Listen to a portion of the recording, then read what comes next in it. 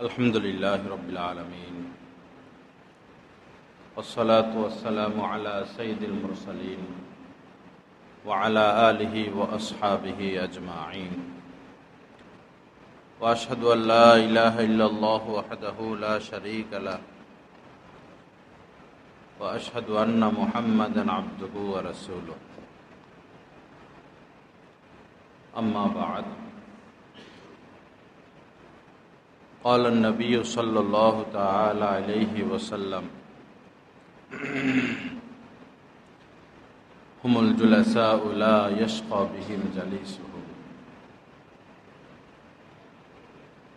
व क़ाल अलैहि अस्सलातु वस्सलाम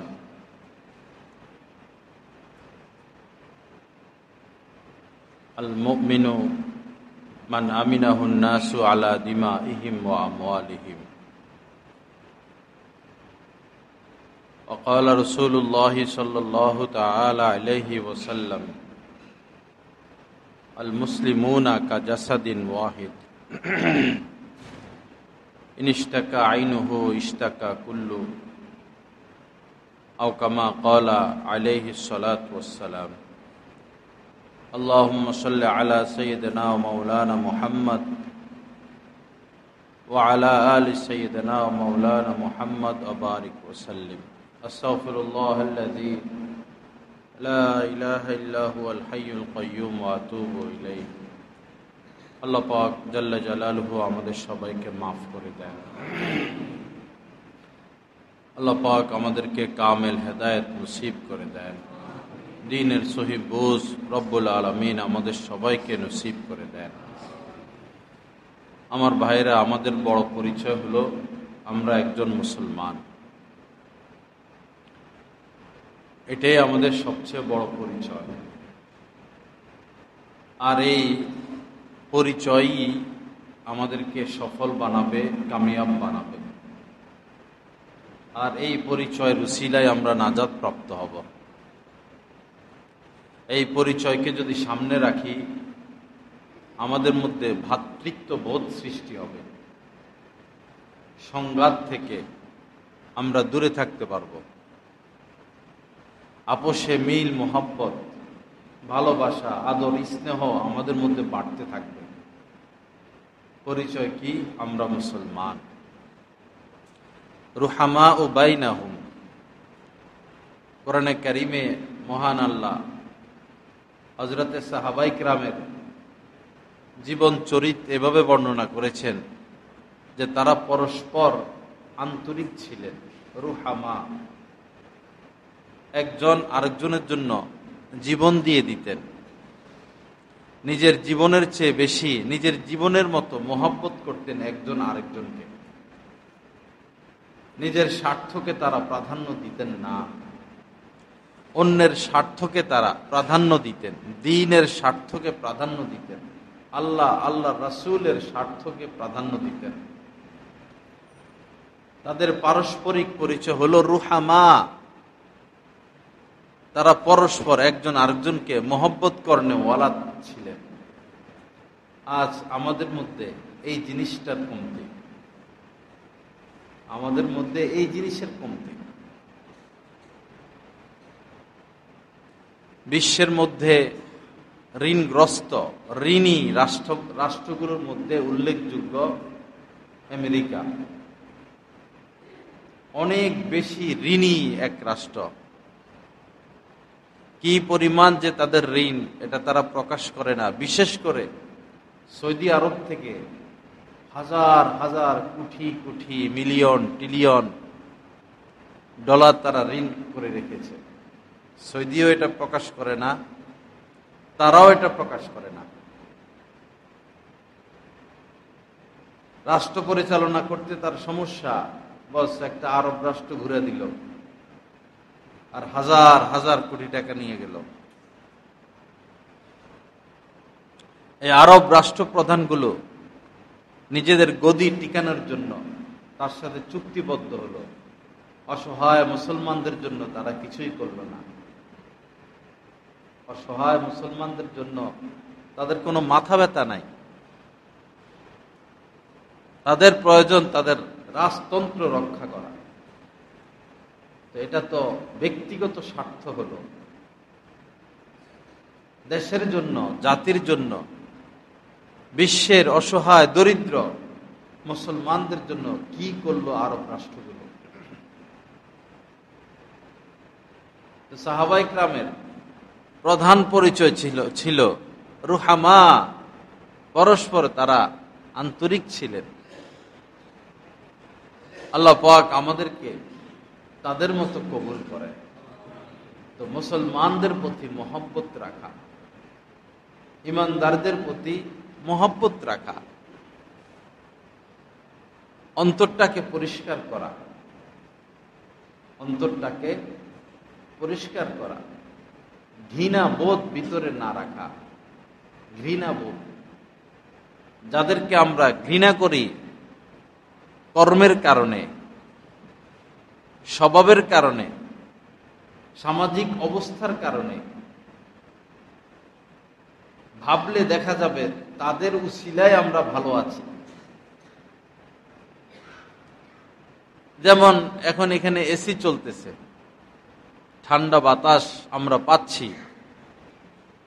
যদি এসি মিস্ত্রি যারা তারা পরিষ্কার করে না দিতেন, সার্ভিস করে না দিতেন, আমরা ঠান্ডা বাতাস পেতাম না। একজন সুইপার যারা ড্রেন পরিষ্কার করে, ময়লা পরিষ্কার করে,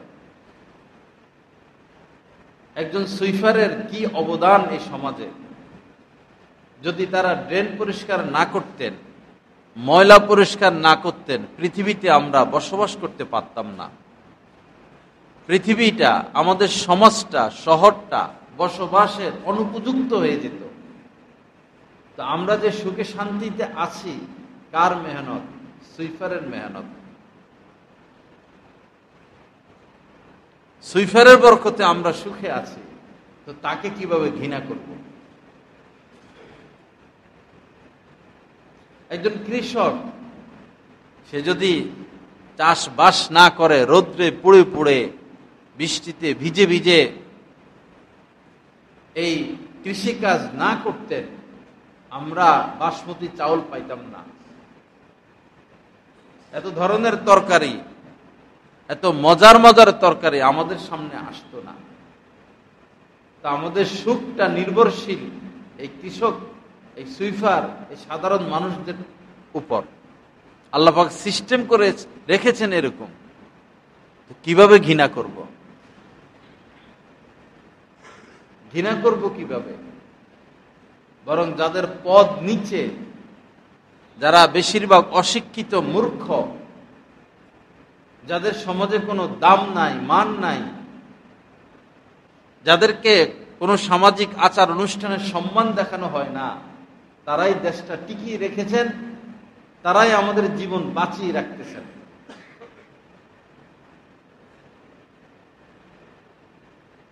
আল্লাহ পাক সহি বুঝ দান করেন। এজন্য ঘৃণা করা যাবে না, ঘৃণা করা যাবে না, কাউকে ঘৃণা করা যাবে না, কাহারও প্রতি অন্তঃকরণে বিদ্বেষ না রাখা, বিশেষ করে আলেম ওলামাদের প্রতি কোনো বিদ্বেষ না রাখা। সাধারণ মানুষ চায়, সাধারণ মানুষের স্বভাবের সাথে যেটা ওতপ্রোতভাবে জড়িত, সেটা হলো নেতৃত্ব, কর্তৃত্ব। নেতৃত্ব, কর্তৃত্ব। নেতৃত্ব করেন সারা দুনিয়ায়, কর্তৃত্ব খাটান সারা দুনিয়ায়, কিন্তু আলেম ওলামাদের উপরে না। আলেম ওলামাদের উপরে নেতৃত্ব, কর্তৃত্ব খাটাতে গেলে আপনার সর্বনাশ হয়ে যাবে, আপনার সর্বনাশ হয়ে যাবে। আপনি কার থেকে দিন শিখবেন, কাদের থেকে দিন শিখবেন, কারা আপনার জন্য দোয়া করবে? একজন মানুষ দুনিয়া থেকে চলে যায়, অনেক অনেক সম্পদ আলেম ওলামাদেরকে দিয়ে যায় না। আপনারা মারা যাবেন, আপনারা কি আলেমদের নামে সম্পদ দিয়ে যাবেন? না, আপনাদের সম্পদের মালিক আপনাদের সন্তানরা হবে। কিন্তু আপনাদের সন্তানরা আপনাদের কি উপকারে আসবে? 2-4 দিন, 1 সপ্তাহ, 1 মাস, 6 মাস আপনাদের কথা মনে রাখবে, এরপরে কিচ্ছা খতম। কিন্তু একজন আলেম কোনোদিন কোনো মানুষকে ভুলেন না। দোয়ার সময় বলেন, আদম আলাইহিস সালাম থেকে পর্যন্ত যত মুসলমান বিদায় নিয়েছেন আল্লাহ সবাইকে মাফ করে দেন। আল্লাহ পরিচিত অপরিচিত যত মানুষ, আত্মীয় স্বজন, দেশবাসী যত মানুষ দুনিয়া থেকে বিদায় নিয়েছেন সবাইকে মাফ করে দেন। একজন আলেম প্রতিদিনই আপনাদের জন্য দোয়া করতে থাকবেন। কেন? তিনি কেন দোয়া করেন? তারা তো সম্পদ দিয়া যান নাই, আর জীবিত থাকা অবস্থায় নেতৃত্ব করেছেন, কর্তৃত্ব করেছেন, বিনা কারণে মসজিদ থেকে বের করে দিয়েছেন, অপমানিত করেছেন, ঘৃণার নজরে দেখেছেন, মোল্লা মৌলবী বলে গালি দিয়েছেন। আজ কবরে শোয়া, কে উপকারে আসতেছে, কারা উপকারে আসতেছে? করোনা চলাকালীন সময়ে এটা কি প্রমাণ হয় নাই আপন কারা? আপনার সন্তান আপন, না স্ত্রী আপন, না বন্ধু বান্ধব আপন, না আলেম ওলামা আপন? এটা কি আপনারা নিজের চোখে দেখেন নাই?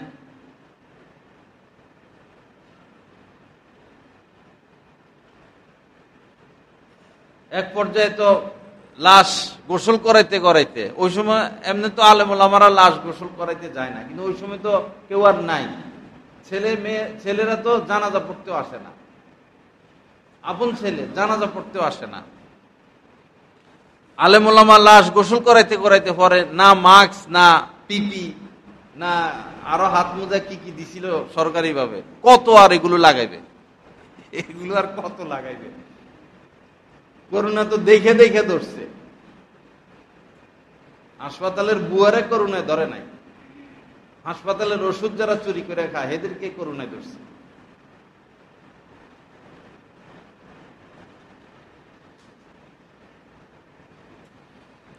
লা ইলাহা ইল্লাল্লাহ। এজন্য আলেম ওলামাদেরকে মুহাব্বত করা, তারা যে দোষ মুক্ত ত্রুটি মুক্ত বিষয়টা এমন না। কুল্লু বানি আদম খাত্তা, নবীজি বলেছেন বনি আদম তাদের মধ্যে কিছু না কিছু দোষ ছিল, আছে, থাকবে। কিন্তু আপনি গভীরভাবে খুঁজে দেখুন, এই সমাজের অধিকাংশ ব্যবসায়ীরা বর্তমানে সুদখোর। মসজিদ কমিটি, মাদ্রাসা কমিটি, সমাজের হর্তা কর্তা, সালিশ, এমপি, মন্ত্রী বেশিরভাগ সুদখোর, 90-95%। এই বাংলাদেশে 3-4 লক্ষ মসজিদ, কোন মসজিদের খতিব সাহেব সুদের সাথে লিপ্ত? কোন মসজিদের ইমাম সাহেব, মুয়াজ্জিন সাহেব সুদের সাথে লিপ্ত? কোন মাদ্রাসার শাইখুল হাদিস, মুহাদ্দিস, মুফতি সাহেব সুদের সাথে লিপ্ত?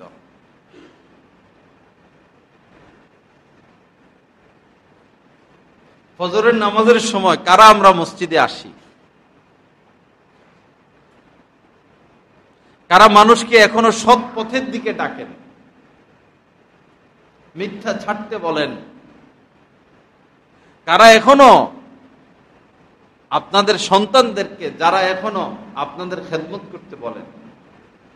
আপনি বই পুস্তক খুঁজুন, 1 থেকে MA, BA, মাস্টার্স, PhD পর্যন্ত কোথায় পাবেন বারবার এই কথা, মায়ের খেদমত করো, বাবার খেদমত করো, মায়ের আদব করো, বাবার আদব করো, মায়ের পায়ের নিচে সন্তানের জান্নাত, এভাবে মায়ের খেদমত করবা, এভাবে বাবার খেদমত করবা। কোথায় আছে লেখা? সংবিধান সংশোধন করবে, সরকারকে তো ভালো মনে করতাম, সংবিধান সংশোধন করবে, ওরে টানে তারে টানে। কেন এই দেশে কি আলেম নাই? এমনও আলেম আছে এক বসায় সংবিধান একটা লিখে দিতে পারবে। এই দেশে এখনো এমন আলেম আছেন এক বসায় সংশোধন একটা সংবিধান লিখে দিতে পারবেন, এমন জ্ঞান রাখেন। সুদখোর, ঘুষখোর, হারামখোর, পাপে লিপ্ত, জিনে লিপ্ত, তারা সংবিধান সংশোধন করবে? সংবিধান কি? সংবিধান বাস্তবায়ন করবে কারা? যাদের জ্ঞান সীমিত, যারা মানুষের লিখিত বই পুস্তক পড়ে শিক্ষিত, তারা কিসের সংবিধান সংশোধন করবে আর সংবিধান লিখবে আর সংবিধান বাস্তবায়ন করবে? সংবিধানের অর্থ বুঝে এরা?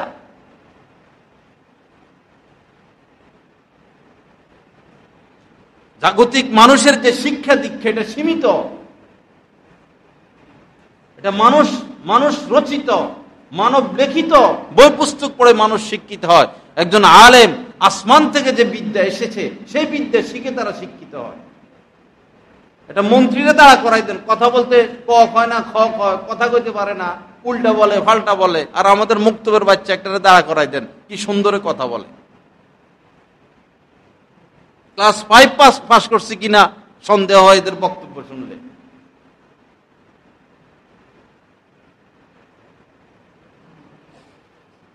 লা ইলাহা ইল্লাল্লাহ। মনে করবেন না এগুলো রাজনৈতিক আলোচনা, আমাদের জেনে রাখা উচিত,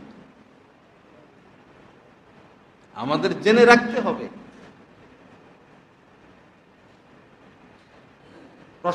প্রশাসন ধর্ম শেষ করে দেয়, সমাজ শেষ করে দেয়, রাষ্ট্র শেষ করে দেয়। তাদের হলো চেয়ার উদ্দেশ্য, দল উদ্দেশ্য। সহি শুদ্ধভাবে মদিনা মুনাওয়ারা আজানটা হচ্ছে না। আল্লাহর রাসূলের মসজিদে আজান দিবে, একজন মুয়াজ্জিন সাহেব তার মুখে দাঁড়াই নাই, ওয়াক্ত হওয়ার আগে নামাজ পড়ে ফেলে।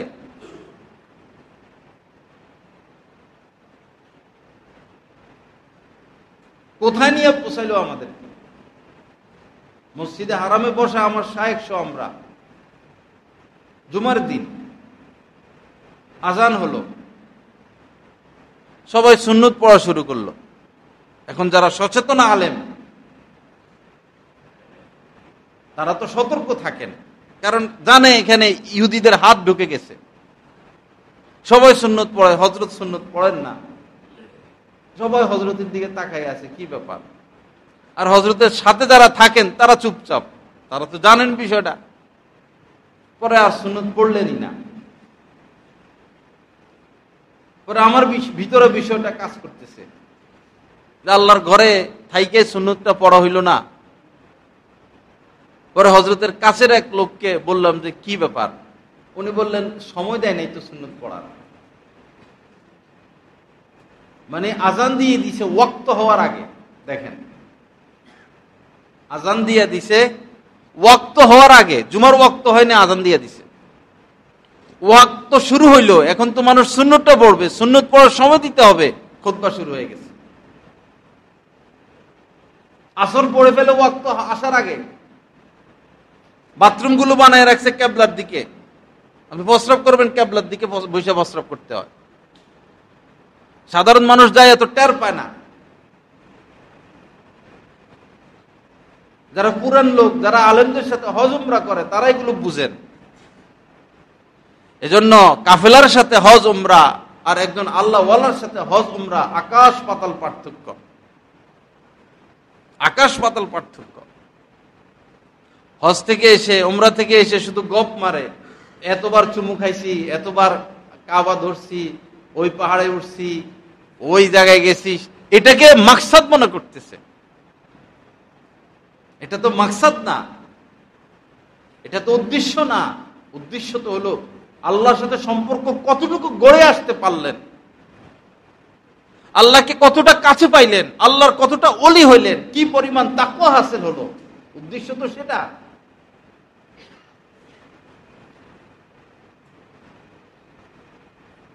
বরং বর্তমানে হাজরা আসওয়াদ চুমু খেতে যেতে নাই, আলেম ওলামা চুমু খেতে যায় না, দেখবেন। এটা ফরজও না, এটা ওয়াজিবও না, এটা সুন্নতে মুআক্কাদাও না। গেলে আপনার নারীর সাথে সংস্পর্শ হবে, গেলে নারীর সাথে নিশ্চিত সংস্পর্শ হবে, তো তার সাথে সংস্পর্শ তো হারাম।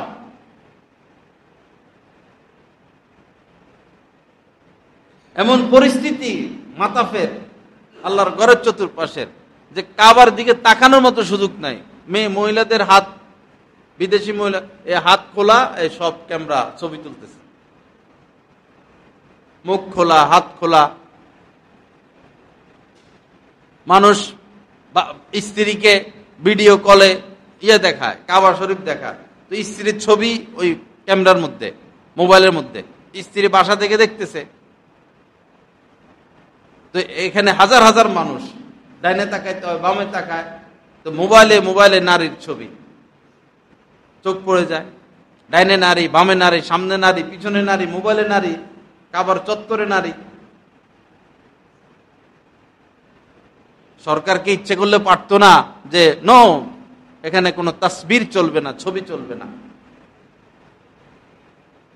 10-15 জনরা একসাথে হইতে দিবে না, না জানি আন্দোলন শুরু হয়ে যায় কিনা, তাদের রাজত্ব শেষ হয়ে যায় কিনা। ওইদিকে খুব সতর্ক, বাদশার ব্যাপারে কেউ কিছু বলতে পারবে না, সাথে সাথে কল্লা ফেলে দিবে। বাদশার ব্যাপারে ভালো মন্দ মানে সামান্য কিছু বললে সাথে সাথে কল্লা ফেলে দিবে। বাদশার আইনটা বাস্তবায়ন করে রাখলো, যিনি তোমাকে বাদশা বানাইলেন তার আইন তুমি বাস্তবায়ন করতে পারলে না, তোমার বাদশা বানাইলো কে?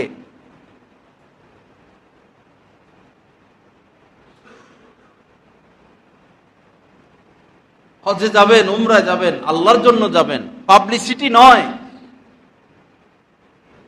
বাড়ি করছে, বাড়ির সামনে নাম লেখছে টাইলস দিয়া, মোহাম্মদ আব্দুল করিম, আব্দুর রহিম, এরকম একটা নাম। হজ করে আসছে, এখন আবার টাইলস এটা ভাঙো, যত টাকা লাগে লাগুক, টাইলস ভাঙো। শুরুতে লেখো হাজি আলহাজ আব্দুর রহমান। আর হাজি সাহেব না করলে চেহারা কালো হয়ে যায়।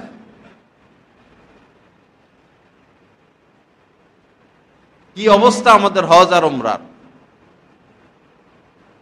এক বুড়ো মানুষ কবরে চলে যাবে, হাঁটতে পারে না,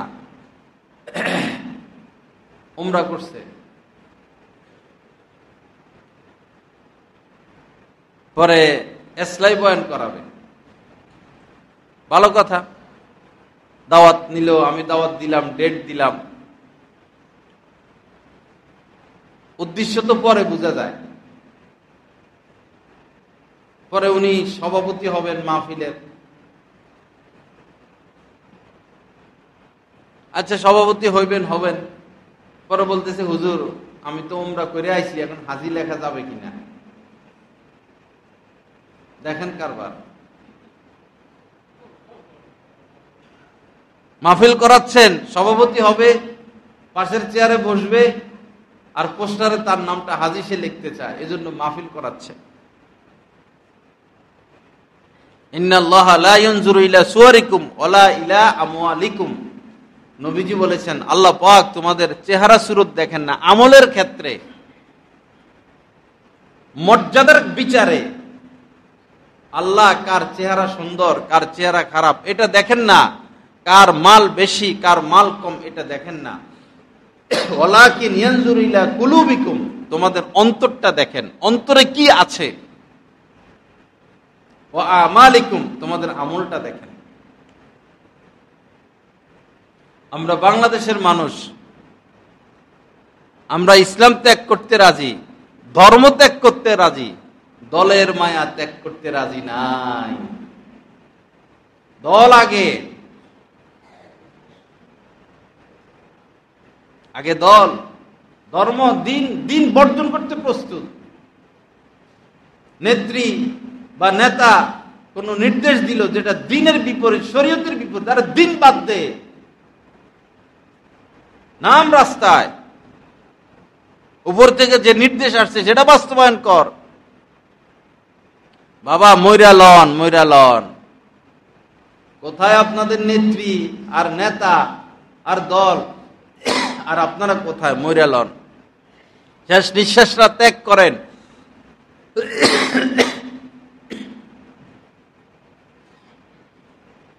আমরা এগুলা বলে দুশ্মন হই আর কি, আমরা এগুলো বলে দুশ্মন হই। যারা খাতির লাগায় ওয়াজ করে তারা ভালো, যারা তোষামোদি করতে পারে তারা ভালো, যারা পা চাটতে পারে তারা ভালো, যারা যোগাযোগ রাখতে পারে তারা ভালো, যারা হক কথা বলে দেয় তারা গলার কাটা।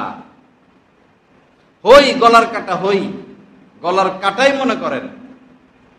যদি কথাগুলো সঠিক হয়, মানতে বাধা কোথায়? আমরা তো বিনিময় চাচ্ছি না। লা আসআলুকুম আলাইহি আজরান, নবীজি দিন দিন প্রচার করতেন আর বলে দিতেন বিনিময় চাই না। 50,000 দাও, 1 লাখ দাও, দালালরেও 50,000 দাও, অগ্রিম পাঠাইয়া দাও, এটা নো। কোরআনের আয়াত, কুল লা আসআলুকুম আলাইহি আজরান, হে নবী ঘোষণা করে দেন আমার থেকে দিন নাও, আমাকে কিছু দিতে হবে না। একদিকে যারা সুদের সাথে লিপ্ত, ঘুষের সাথে লিপ্ত, দেশের 12টা বাজায়, দেশের সম্পদ বিদেশে পাঠায়, যত আকাম কুকামকে যারা বাস্তবে রূপ দেয়, সেই নেতা নেত্রীদের ভক্ত। আর আরেক দিকে যারা বাইরালি, যারা দিন বিক্রি করে, ধর্ম বিক্রি করে, সুর, গলাবাজি, কন্টাকি, ছবি, ভিডিও, অন্যদিকে এদের ভক্ত। আমও গেল, ছালাও গেল।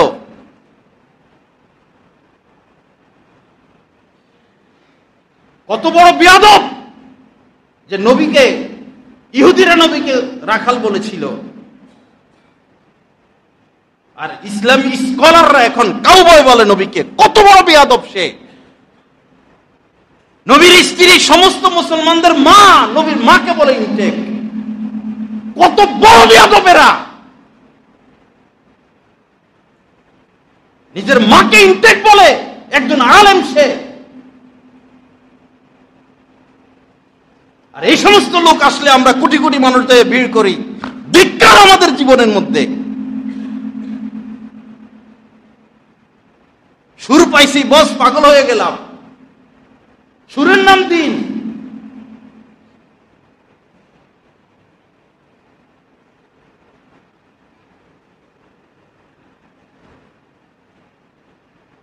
হক কথা ভালো লাগবে না তো, মিঠা মিঠা মিঠা মিঠা কথা, সেটা ভালো লাগবে। আপনি আপনার মাকে ইনটেক বলতে পারবেন? কে তার মাকে ইনটেক বলবে? কে তার মেয়েকে ইনটেক বলতে পারবে?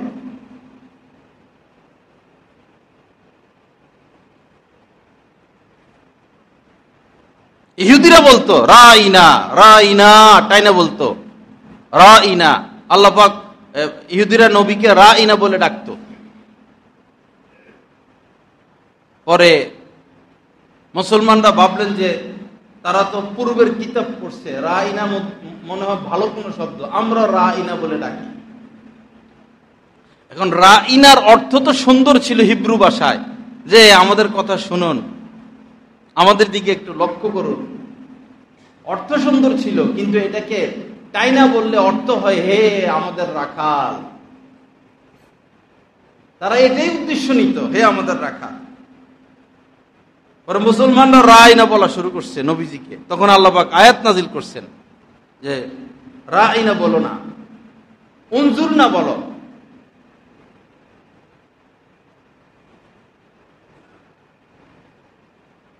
একজন মুসলমান কিভাবে নবীকে কাউবয় বলে? এটা তো ইহুদিরা বলছিল ইতিপূর্বে।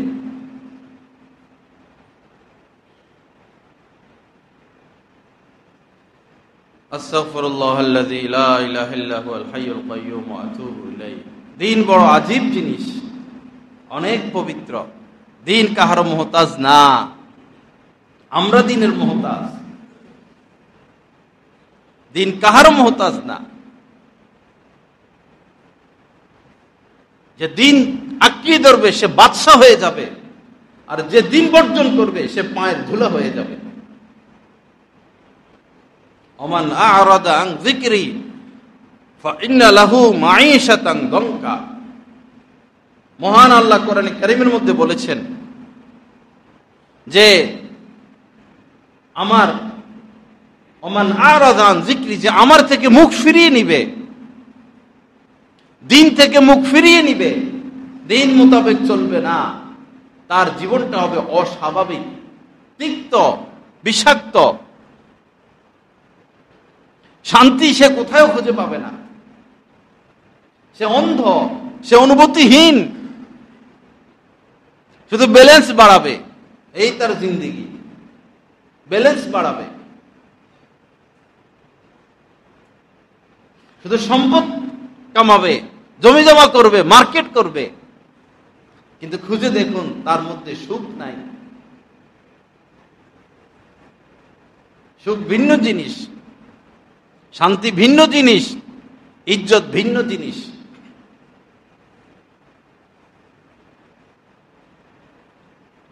আল্লাহ পাক সহি বুঝ দান করেন।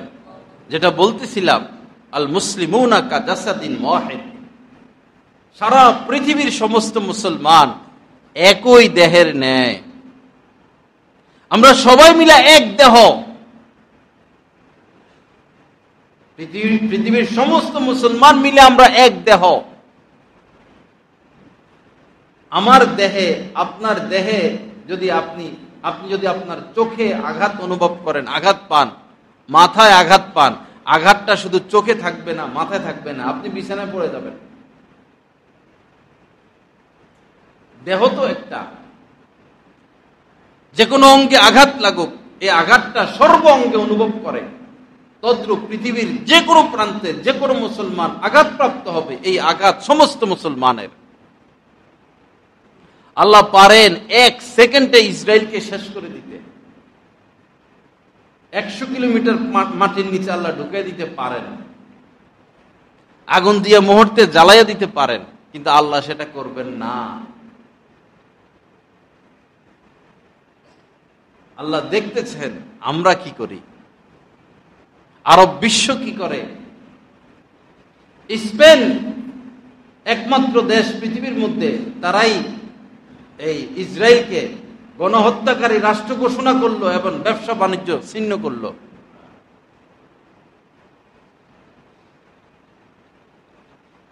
মুসলিম রাষ্ট্রগুলো কোথায়? যত আন্দোলন হয়েছে গাজা নিয়ে পর্যন্ত, আন্দোলনে বেশি তারা নামছেন, খ্রিস্টানরা বেশি আন্দোলন করছেন বিশ্বব্যাপী।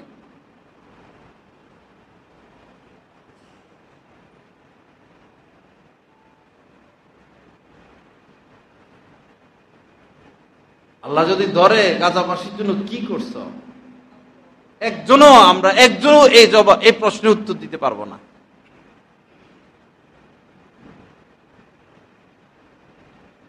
আর যেভাবে আমরা দিন ধর্ম বাদ দিচ্ছি, দ্বিতীয় গাজা হবে বাংলাদেশ। যেভাবে দিন ধর্ম বাদ দিচ্ছি, মাদ্রাসা বাড়তেছে, মসজিদ বাড়তেছে, দিন বিদে নিচ্ছে। কয়জনের স্ত্রী পর্দা করে? আজকে কয়জন ফজরের নামাজ পড়েছি? কয়জন তার মেয়েকে পর্দায় রাখি? যারা মাদ্রাসায় পড়ে সারা দিন রাত কোরআন হাদিস পড়তে আছে, আর যারা স্কুলে পড়ে একটা আয়াত শুদ্ধ করে পড়তে পারে না। মক্তবের নামে কি হচ্ছে সমাজে! একজন মুয়াজ্জিন সাহেব 50-60টা বাচ্চা কিভাবে সে পড়াবে? আপনার বাচ্চাটার স্কুলে পড়ান, নামি দামি, আবার কোচিং করান, আবার আলাদা আলাদা প্রত্যেকটা সাবজেক্ট আপনি প্রাইভেট মাস্টার রেখে পড়ান। ইংরেজির শিক্ষক এসে ইংরেজি পড়াইয়া যায়, অঙ্কের শিক্ষক এসে অঙ্ক পড়াইয়া যায়, এরপরও ফেল করে, ভালো ফলাফল আনতে পারে না। সারা দিন রাত আপনাদের স্বামী স্ত্রীর চেষ্টা, প্রচেষ্টা, মেহনত, টাকা পয়সা খরচ, বাচ্চাটারে শিক্ষিত বানাই, এরপরও হয় না।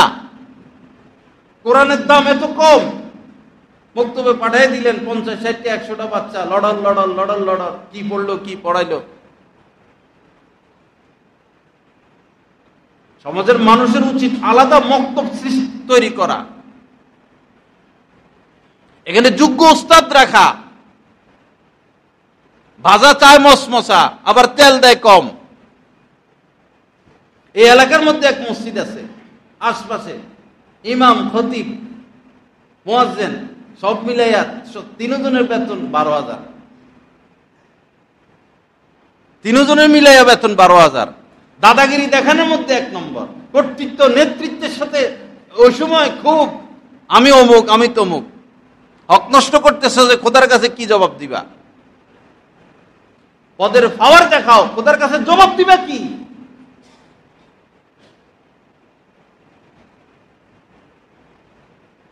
কিছু কাজ করা আমাদের উচিত, মক্তব তৈরি করা, আলাদা ঘর, আলাদা বিল্ডিং, যোগ্য উস্তাদ, যে বাচ্চারা ফজর পরে পড়ার সুযোগ পায় 5 জন 7 জনের বেশি না। যে বাচ্চাটা 9টা থেকে সুযোগ পাবে, কেউ 12টা থেকে সুযোগ পাবে, কেউ 3টা থেকে সুযোগ পাবে, কেউ আসরের পরে, কেউ মাগরিবের পরে, কেউ এশার পরে, এটা মুক্ত।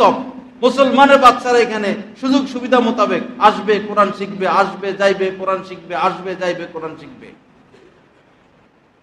আপনাদেরই উচিত এরকম সিস্টেম চালু করা।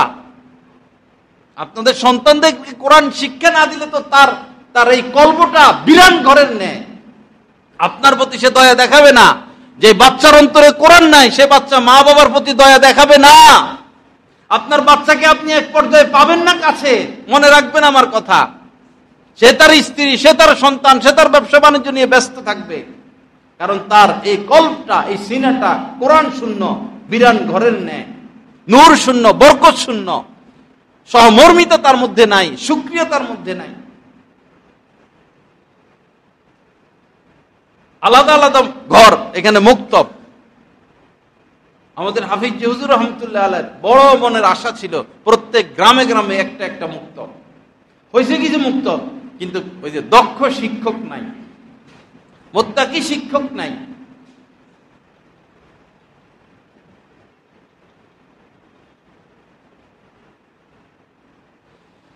আল্লাহ পাক সহি বুঝ দান করেন। আল্লাহ পাক আমাদেরকে কিছু কাজ করার তৌফিক দান করেন। বাবা, আল্লাহরে দেখাইতে হবে তো যে এই কাজটা করছি। আল্লাহকে কিছু দেখাইতে হবে তো যে আল্লাহ সম্পদ দিয়েছিলেন, এইটা করছি, শক্তি দিয়েছেন, এটা করছি, বুদ্ধি দিয়েছেন দিনের জন্য, এটা করছি। দিনের জন্য আমরা কি করি ভাই? ঘুম থেকে জেগে আবার ঘুম পর্যন্ত এই জায়গায় জুমার সময় মোবাইল রিসিভ করা লাগে। কোন পাগল এই সময় মোবাইলে ফোন দেয়? জানেন এখন বয়ান হইতেছে বিভিন্ন জায়গায়। দিনের জন্য কি করলাম? আমার জন্য আমি করতেছি, সন্তানের জন্য করতেছি, পরিবারের জন্য করতেছি, রাষ্ট্রের জন্য করতেছি। দিনের জন্য কি করলাম?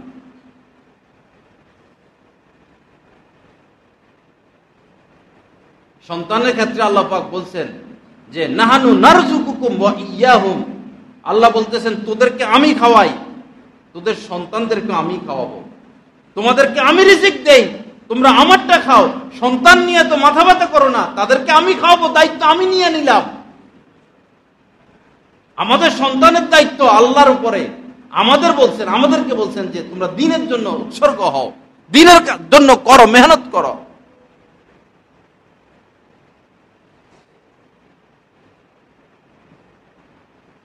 আল্লাহ পাক সহি বুঝ দান করেন। আল্লাহ পাক আমাদেরকে দ্বীনের জন্য কিছু করার তৌফিক দান করেন। সারা পৃথিবীর সমস্ত মুসলমান একই দেহের ন্যায়। সেই শাহজালাল রহমতুল্লাহ আলাই ইয়েমেন থেকে এসেছেন, না বিমান না গাড়ি, কিভাবে এসেছেন?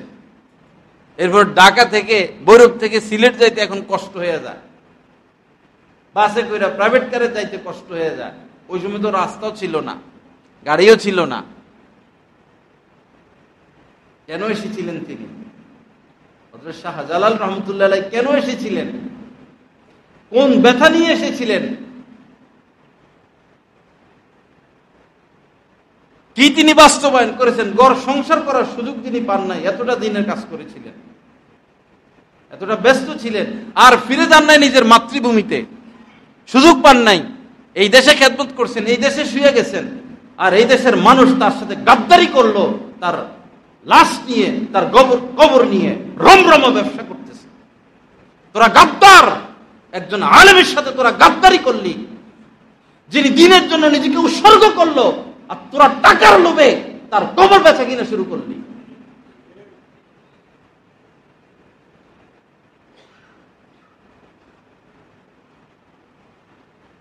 আল্লাহর কাছে হিসাব দিতে হবে।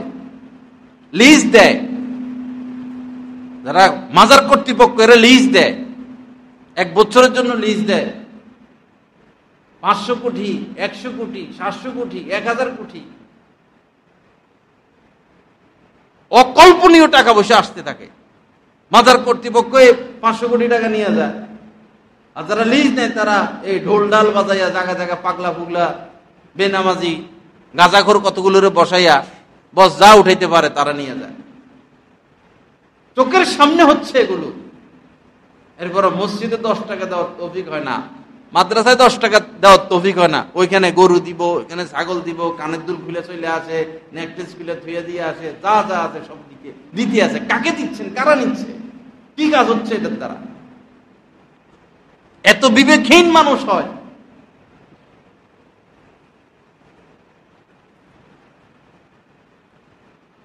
আস্তাগফিরুল্লাহাল্লাযী লা ইলাহা ইল্লা হুয়াল হাইয়ুল কাইয়্যুম ওয়া আতুবু ইলাইহি। আল্লাহ আমাদেরকে মাফ করে দেন। কি বলবো, সর্ব অঙ্গে যদি গা হয়, সর্ব অঙ্গে গা, আপনি কোথায় মলম লাগাইবেন? সর্ব অঙ্গে গা। দিন শিখতে হয় আলেমে দ্বীনের কাছ থেকে। হাকিমুল উম্মত মুজাদ্দিদি মিল্লাত হযরত মাওলানা শাহ আশরাফ আলী থানভী রাহমাতুল্লাহ আলাইহি বলেছেন, মুসলমানদের যে পদস্খলন বর্তমানে, এটার কারণ হচ্ছে মুসলমানগণ আল্লাহ ওয়ালাদের সোহবত বর্জন করেছে, আলেমদের সোহবত বর্জন করেছে। এই হচ্ছে পদস্খলনের মূল কারণ।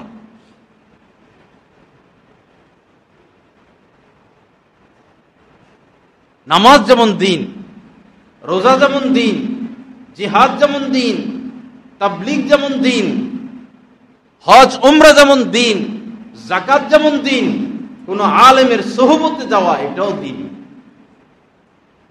বরং দিনের গুরুত্বপূর্ণ শাখা। ছাত্রদেরকে আমরা জান দিয়া পড়াই, কতভাবে মেহনত করে বুঝাই, তাকওয়ার উপরে আমলের উপরে আমল আসে না। কারণ আমরা তো উল্টা পথে হাঁটতেছি।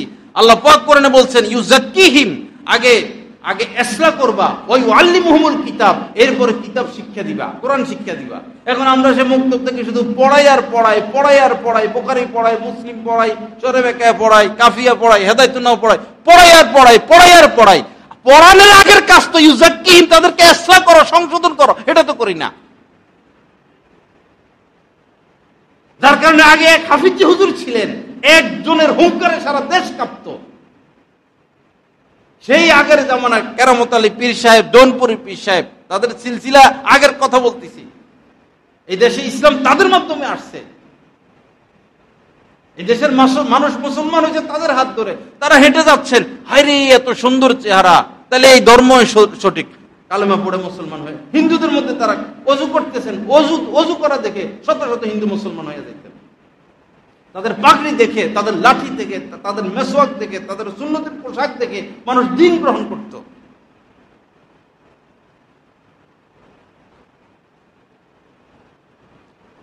সেই জৌনপুরের হযরত শেখ শাহজালাল রহমতুল্লাহ আলাইহি, শেখ কারামত আলী, উনাদের মাধ্যমে মানুষ, এই দেশের মানুষ ইসলাম পাইছেন। এই দেশের মানুষ আল্লাহর মহব্বত, প্রেম, ভালোবাসা শিখেছেন। সেই এই উজানির কারি ইব্রাহিম সাহেব, সেই চরমুনার মৌলানা ইসাক সাহেব এবং হাফিজজি হুজুর, পীরজি হুজুর, সদর শাহ হুজুর, ইতিহাস তো আমাদের জানা নাই। এই দেশ তো হিন্দুদের ছিল। কারাই দেশে মেহনত করেছেন। ইংরেজরা তাদের ক্যাম্পের পিছনে আগুন, প্রজ্বলিত আগুন, একজনের পর একজন আলেমকে জ্বালাইতো। যখন ইংরেজদের বিরুদ্ধে আলেমরা ফতুয়া দিছেন, এই ফতুয়াটা পরিবর্তন করানোর জন্য একজন একজন করে এনে এই জীবিত, এই অন্যরা দাঁড়ানো, হাতে শিকড়, আগুনের মধ্যে জীবিত শোয়াইতেন। যে ফতুয়ার বিপরীত ফতুয়া দাও, আমাদের পক্ষে ফতুয়া দাও, নাহলে এভাবে আগুনে জ্বালাবো। একজন একজন করে এইভাবে আগুনে জ্বলে জীবন দিয়ে দিয়েছেন। ফতুয়ার কথার পরিবর্তন করেন নাই। এমন কোন গাছ ছিল না ওই এলাকার যে গাছে আলেমের লাশ ঝুলাইয়া রাখে নাই। এমনি ঝুলাইয়া রাখছেন, কোনো জানাজাও না, কোনো গোসলও না, এই সমানে লাশ ঝুলাইয়া রাখছেন। এরপরও তো ওলামা ইকরাম দ্বীনের মহব্বতে, আল্লাহ আল্লাহ রাসূলের মহব্বতে ফতুয়ার বিপরীত কথা বলেন নাই। কত রক্ত দিয়েছেন আলেম ওলামা এই দেশের জন্য, এই সমাজের জন্য। যুগে যুগে আলেম ওলামারা অবহেলিত। এই দেশের স্বাধীনতার জন্য কত মেহনত, কত কত আলেম মুক্তিযোদ্ধা ছিলেন, তাদের নাম আস্তে সরাইয়া দিছে। ইংরেজদের সাথে কারা যুদ্ধ করেছিলেন, কারা মানুষকে উদ্বুদ্ধ করেছিলেন, কারা আগে তলোয়ার হাতে নিয়েছিলেন, ভারত থেকে কারা পাকিস্তানকে আলাদা করেছিলেন। ক্ষমতা বসার সময় সব মাস্টার রাজা ক্ষমতা বসে গেছে। আলেম ওলামা বাদ, কারণ তারা তো মদ হারাম করে দিবে, পর্দা করতে বলবে, জাকাত দিতে বলবে, অবৈধ সব কিছু উচ্ছেদ করে দিবে।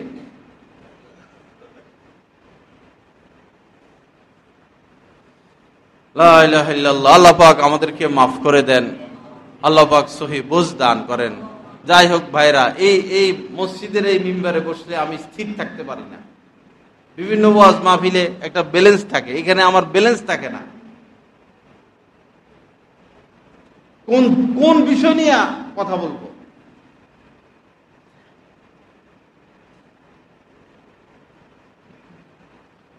আলেম ওলামাদের সোহবত ভাই, আপনার যাকে ভালো লাগে, অবশ্যই হক্কানি আলেম ওলামা আছেন। আলেম ওলামাদের সোহবত, একজন রাজারও উচিত কোন আলেমের সোহবতে যাওয়া, একজন মন্ত্রীরও উচিত কোন আলেমের সোহবতে যাওয়া। শেখ মুজিব, শহীদ জিয়া, ওনারা ওই সময় আলেমদের সোহবতে যাইতেন। মাওলানা বাসানির কাছে বঙ্গবন্ধু ওনার সোহবতে যাইতেন। শহীদ জিয়া মাওলানা হাফিজ হুজুর রহমতুল্লাহ সোহবতে যাইতেন। আর আমরা শুধু জেলে ঢুকাও আলেমদেরকে।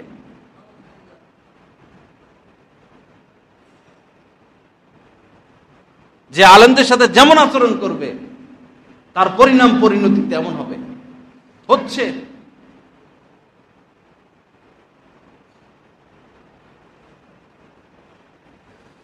আস্তাগফিরুল্লাহাল্লাযী লা ইলাহা ইল্লা হুয়াল হাইয়ুল কাইয়্যুম ওয়া আতুবু ইলাইহি। আমার ভাইরা, আমল তো করেন, আপনারা আমল তো করেন।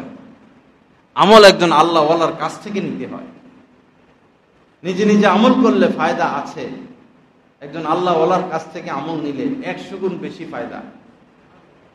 আমল কেউ থেকে নিয়ে জেনে নেন যে আমি কি আমল করব। এতটুকু কাজ আমরা করতে পারি না। তলোয়ারেই কাটে তলোয়ারেই, কিন্তু সে ভালো কাটবে না মন্দ কাটবে এটা যিনি তলোয়ার ধরবেন তার উপর নির্ভরশীল। আমলের দ্বারাই কাজ হবে, কিন্তু আমল নিতে হবে একজন আল্লাহ ওয়ালার কাছ থেকে। সাহাবায়ে কেরাম জানতেন না বিষয়টা, এরকম না, সবই জানতেন, কিন্তু আমল নিতেন নবীজির কাছ থেকে। ইয়া রাসূলুল্লাহ, আমি কি আমল করব? একজন আলেমের কাছ থেকে আমল নিলাম, একজন আলেমের সোহবতে গেলাম, সম্পর্ক রাখলাম, মহব্বত রাখলাম, এতটুকুর দ্বারাই তো আমার আপনার মধ্যে দিন চমকাবে। সাহাবায়ে কেরাম তো এই জিনিসটা মজবুত ভাবে ধরে রেখেছিলেন। রাসূলের সোহবত, সকালের সোহবত, বিকেলের সোহবত, দুপুরের সোহবত, দিনের সোহবত, রাত্রে সোহবত, জিহাদের ময়দানে সোহবত, হজ উমরায় সোহবত, বাজারে সোহবত। আল্লাহ রাসূলকে তো একা পাওয়া যেত না। বাজারে যাচ্ছেন, চতুর্পাশে সাহাবী, জিহাদের ময়দানে যাচ্ছেন, চতুর্পাশে সাহাবী, হজে যাচ্ছেন, উমরায় যাচ্ছেন, চতুর্পাশে সাহাবী, জানাজায় যাচ্ছেন, চতুর্পাশে সাহাবী, দাওয়াতে যাচ্ছেন, চতুর্পাশে সাহাবী, কোন রোগীকে দেখতে যাচ্ছেন, চতুর্পাশে সাহাবী। সাহাবায়ে কেরাম রাসূলকে ঘিরে রাখতেন। আজ আমরা কাকে এইভাবে ঘিরে রাখি? কার সোহবতে যাই? এজন্যই দিনের এই অবস্থা, আমাদের এই অবস্থা। যখন এমন কোন দিনই মজলিস হয়, মুসলিম শরীফের হাদিস, যে মজলিস আসলে দিনই মজলিস, জিকিরের মজলিস, তাকওয়ার মজলিস, আল্লাহর মহব্বত, মারেফাত, রাসূলের মহব্বতের মজলিস, সুন্নতের মজলিস, এরকম মজলিস খোঁজার জন্য বিশাল বড় বাহিনী আছে ফেরেশতাদের। এই ফেরেশতারা ঘুরেফেরা করে সারা দুনিয়া, কোথায় জিকিরের মজলিস হয় তারা খোঁজে। তো যখন পেয়ে যায় তো তারা আসে মজলিসে, এসে একজনের পাখার উপরে আরেকজনের পাখা লাগিয়ে মহাশূন্য একদম আকাশ পর্যন্ত ঘিরে রাখে ফেরেশতারা। ছোটকালে আমরা দেখতাম বাজারে গেলে সাপের খেলা, ওই সাপের খেলা দেখার জন্য চতুর্পাশে মানুষ ভিড় করে দাঁড়ায় থাকতো। তো ফেরেশতারা এভাবে চতুর্পাশে তো দাঁড়ায় আকাশ পর্যন্ত, পাখার উপরে পাখা, পাখার উপরে পাখা দিয়ে আকাশ পর্যন্ত। পরে যখন মজলিস শেষ হয় তারা আরো উপরে যাইতে থাকে। আল্লাহ পাক তো সবই জানেন। তখন আল্লাহ পাক বলেন, কোথায় থেকে আসছো? বলল, আপনার অমুক বান্দা যারা আপনার এই পবিত্রতা ঘোষণা করে, আপনার বড়ত্ব ঘোষণা করে, লা ইলাহা ইল্লাল্লাহ জিকির করে, আপনার প্রশংসা করে, আপনার কাছে প্রার্থনা করে, তাদের কাছ থেকে আসছে। আল্লাহ পাক তো সবই জানেন। এরপরেও বুঝানোর জন্য বান্দাকে, তখন আল্লাহ পাক বলেন, তারা আমার কাছে কি চায়? ফেরেশতারা বলে, তারা আপনার কাছে জান্নাত চায়। আল্লাহ পাক বলেন, জান্নাত কি তারা দেখেছে? ফেরেশতারা বলেন, জান্নাত তো দেখে নাই। আল্লাহ পাক বলেন, জান্নাত যদি দেখতো তাহলে কি করতো? ফেরেশতারা বলেন, জান্নাত যদি দেখতো আরো পাগল হয়ে জান্নাত চাইতো, আরো উদ্গ্রীব হতো, আরো বেশি আগ্রহী হতো, প্রত্যাশী হতো। তখন আল্লাহ পাক বলেন যে তারা কিসের থেকে পানা চায়? ফেরেশতারা বলেন, তারা জাহান্নামের আগুন থেকে পানা চায়। আল্লাহ পাক বলেন, জাহান্নাম কি তারা দেখেছে? ফেরেশতারা বলেন, জাহান্নাম তো তারা দেখে নাই। আল্লাহ পাক বলেন, জাহান্নাম দেখলে কি করতো? ফেরেশতারা বলেন, তাহলে আরো বেশি করে তারা পানা চাইত। তখন আল্লাহ পাক বলেন যে হাদিসের সারমর্ম যে তারা যে জান্নাত চাইছে সে জান্নাত আমি দিয়ে দিলাম, তারা যে জাহান্নামের আগুন থেকে যে পানা চাইল সে জাহান্নামের আগুন থেকে আমি পানা করে দিলাম, তাদের সবাইকে আমি মাফ করে দিলাম, তাদের সবাইকে আমি মাফ করে দিলাম।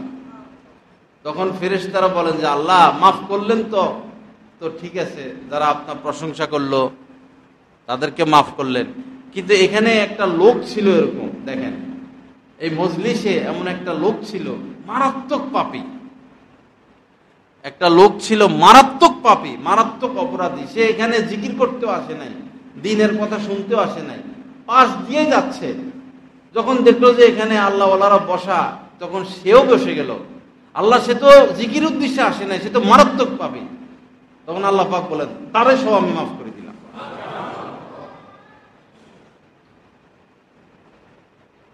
আগের ওলাদেরকে জান্নাত চাইছেন, জান্নাতও দিলাম, জাহান্নাম থেকে পানা চাইছেন, জাহান্নাম থেকে পানাও দিলাম। আর এই দাগী লোকটার ব্যাপারে বলছেন যে তারা সব মাফ করে দিলাম। কেন মাফ করে দিলেন আল্লাহ পাক? কারণ আল্লাহ পাক বলতেছেন শেষ কথা যেটা, সেটা হলো কেন মাফ করলেন এই দাগীটাকেও, হুমুল জুলাসাউ লা ইয়াশকা বিহিম জালিসুহুম। আল্লাহ পাক এই দাগী আসামিটাকে মাফ করার কারণ বলতেছেন যে আমার আল্লাহ ওয়ালাদের যে মজলিস, জিকিরের যে মজলিস, আমার আল্লাহ ওয়ালাদের সাথে যারা মিশে থাকবে তারা কেউ মাহরুম হবে না। হুমুল জুলাসা, আল্লাহ ওয়ালাদের মজলিস এত দামি মজলিস, লা ইয়াশকা বিহিম জালিসুহুম, তাদের মজলিসে যারা বসবে তারা কেউ মাহরুম হবে না, বঞ্চিত হবে না। এজন্য ভাইরা, আল্লাহ রাস্তে কাহার সাথে সম্পর্ক রাখি, কোনো আলেমের থেকে আমল নেই, আলেমের ব্যাপারে বিদ্বেষ রাখবেন না, আপনাদের ক্ষতি হবে, আপনাদের নেক আমল শেষ হয়ে যাবে, আপনারা ঈমান নিয়ে যেতে পারবেন কিনা সন্দেহ, কবরে রাখার পরে চেহারাটা ঘুরিয়ে দেওয়া হবে। আলেমদের সাথে সুসম্পর্ক রাখি, দ্বীনের খাতিরে। আলেমরা হয়তো একটু রাগ করেন, একটু রাগারাগি করেন, এই কথা বলেন, যেই কথা বলেন, আর বলবে কে? আর বলার কে আছে বলেন? মিম্বরে বসে সুদ হারাম, মদ হারাম, কে বলবে? মন্ত্রী সাহেব বলবে, এমপি বলবে, চেয়ারম্যানে বলবে চুরি করো না, ডাকাতি করো না, জিনা করো না, কে বলবে? আলেমদের ভিতরে এক ব্যথা আল্লাহ পাক দান করছেন, ওই ব্যথার কারণে তারা নিজেকে রিক্সের দিকে ঠেলে দিয়ে মানুষকে আল্লাহর দিকে ডাকতেছেন। আলেমদের কদর বুঝবেন যখন কবরে যাবেন। এই নিঃস্বার্থ আলেমগণ, আপনি কবরে, আপনার কবরে সওয়াব পাঠাইতেই থাকবে, পাঠাইতেই থাকবে, পাঠাইতেই থাকবে। আপনার সন্তান হয়তো পাঠাবে না, ভুলে যাবে, আলেমরা কোনোদিন আপনাদেরকে ভুলবেন না। আল্লাহ পাক আমাদেরকে তৌফিক দান করেন, গুনাহ মুক্ত জিন্দেগি দান করেন। আল্লাহ পাক কোরআন সুন্নাহ মোতাবেক চলার তৌফিক দান করেন। হক্কানি আলেম উলামাদের সুহবতে উঠা বসার তৌফিক দান করেন। ওয়া আখিরু দাওয়ানা আলহামদুলিল্লাহি রাব্বিল আলামিন ওয়া সাল্লাল্লাহু আলা নবিয়িল কারীম।